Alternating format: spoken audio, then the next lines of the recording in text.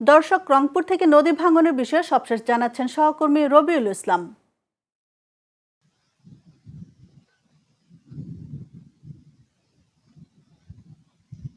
জি মালা, আপনাকে ধন্যবাদ জানাচ্ছি। আমি এই মুহূর্তে দাঁড়িয়ে আছি রংপুরের তিস্তা নদীর ওপরে। এটা কিন্তু আপনি কাউনিয়া উপজেলা 10 নম্বর 4 নম্বর বালাপাড়া ইউনিয়নের একটি ঘাটে। আপনাকে একটু তথ্য যদি আমি দিয়ে রাখি যে মালা, রংপুরে বন্যা পরিস্থিতি কিন্তু একটা স্বাভাবিক। বন্যার যে পানির যে স্রোত, সে পানির স্রোতের পাশাপাশি কিন্তু এখন দমকা যে হাওয়া, সে হাওয়াটাও কিন্তু তিস্তা নদীতে কিন্তু অতিবাহিত হচ্ছে। এ কারণে যে জায়গাগুলো ভাঙার কথা নয়, সেই জায়গাগুলোতে কিন্তু ভাঙন ধরেছে বলে তিস্তাপাড়ের মানুষ আমাদেরকে জানিয়েছেন। আমি বেশ কিছুক্ষণ আগে দুইজন মুরব্বীর সাথে কথা বলেছেন। তারা যে কথাগুলো বললেন যে এই যে 50-55 বছর বয়সে তারা কিন্তু 8 থেকে 10 বার তাদের বাড়িটুকু সরেছেন, বিভিন্ন জায়গায় নিয়েছেন, কিন্তু এই তিস্তা কখন কোন পাশে ভাঙে সেটা কিন্তু তিস্তাপাড়ের মানুষও কিন্তু জানে না। তবে তিস্তা মহাপরিকল্পনা হবে ততদিন পর্যন্ত কিন্তু তিস্তাপাড়ের মানুষের এই দুর্ভোগ কিন্তু থেকে যাবে। আপনাকে আরেকটা জিনিস যদি আমি জানিয়ে রাখি, তিস্তার নদীর পার রক্ষা থেকে পানি উন্নয়ন বোর্ড কর্তৃক যে জিও ব্যাগ ফেলে বাঁধ রক্ষা করা হচ্ছে, সেই জিও ব্যাগের